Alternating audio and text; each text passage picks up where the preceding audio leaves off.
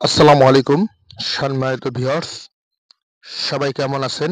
আশা করি সবাই ভালো আছেন। আমি বিডি ব্লগস বাবু সালানের পক্ষ থেকে আমি বাবু ভাই আজ আপনাদের মাঝে নিয়ে এসেছি সুন্দরবনের সেই বিখ্যাত বন কাঁঠাল। দেখতেই পাচ্ছেন দুটি গাছে প্রচুর বন কাঁঠাল হয়েছে। চাষের জমির এক সাইডে উঁচুতে ট্যামা বলে ট্যামায় জন্ম নিচ্ছে। এই বন কাঁঠাল গাছটি কিন্তু বন্ধুরা চাষ করা হয়, বেশিরভাগ সুন্দরবন অঞ্চলে দেখা যায়, আর কক্সবাজারে চাষ করা হয়। এটি খুব জনপ্রিয় ওই কাঁঠালটি। আমি আপনাদের কাঁঠালের বাগানটি, যাকে বলা হয় কেওয়া বাগান, আমি বাগানটি আপনাদের ঘুরিয়ে দেখাচ্ছি।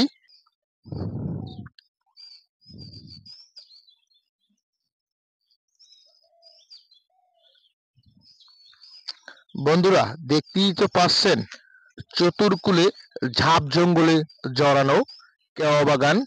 এটি এরমই হয়। এবছর গাছে প্রচুর পরিমাণ ফল হয়েছে, যে ফলগুলো দেখতে অনেকটা সুন্দরই লাগে।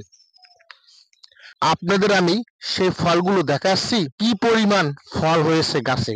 কেওয়া গাছে যে এত পরিমাণ ফল হয় আগে কোনো সময় দেখিনি। এবছর আল্লাহর রহমতে প্রচুর ফল হয়েছে।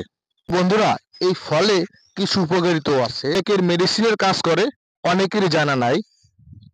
এই ফলগুলো যেরকম মানুষের জ্বর নিয়ন্ত্রণ করে, কমিয়ে দেয়, এবং অনেকের মুখে ক্যান্সার হয়।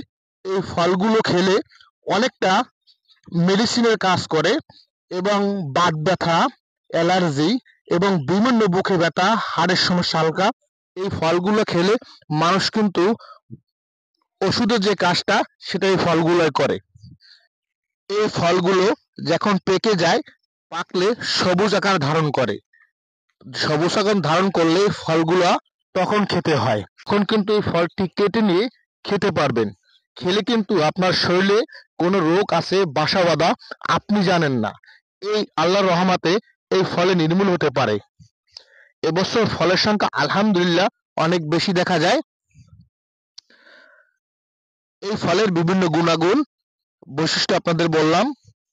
আর এই ফলগুলা বাচ্চাদের খুব প্রিয়। তারা যখন এই ফলটি আর 3 মাস থেকে 4 মাস গেলেই ফলটি বড় হয়ে পাকন ধরবে, বাচ্চারা দেখতে পেলে কেটে নিয়ে যাবে, তাদের সুন্দর মজা করে খাবে। কিন্তু আমাদের বাংলাদেশে এই ফলটি বেশিরভাগ চাহিদা কম থাকার কারণ এই ফলটি বেশি একটা সুস্বাদু না। হালকা সুস্বাদুর কারণে এই ফলটি মানুষের কাছে বেশি পরিচিত না। যদি এই ফলটি হালকা একটু মিষ্টি জাতীয় হতো, এই ফলটা সবার কাছে খুব সুপ্রিয় হতো। আজ এ পর্যন্ত। আল্লাহ হাফেজ।